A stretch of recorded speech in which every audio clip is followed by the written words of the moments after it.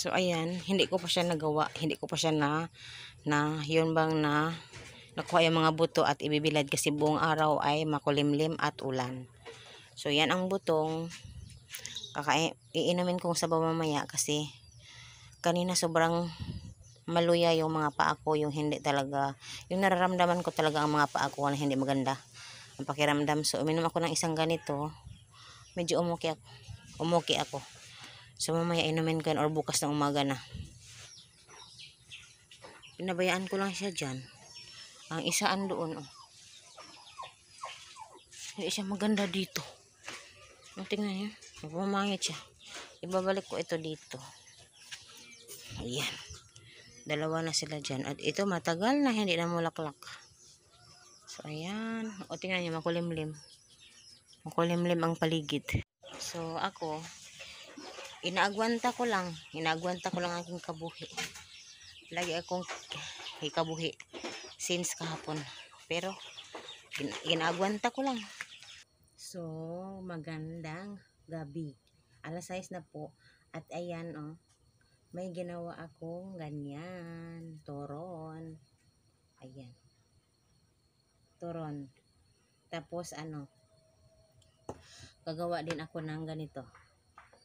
At ito, igigisa ko lang. Tapos request kasi ni Dodong gulay, lumpiang gulay.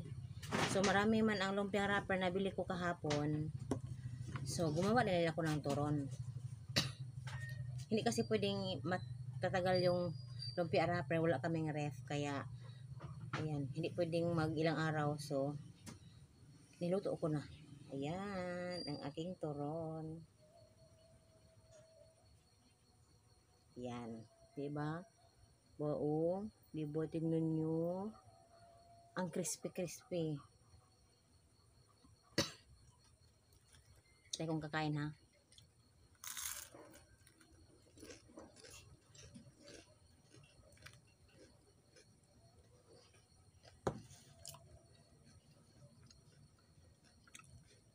Ang crispy.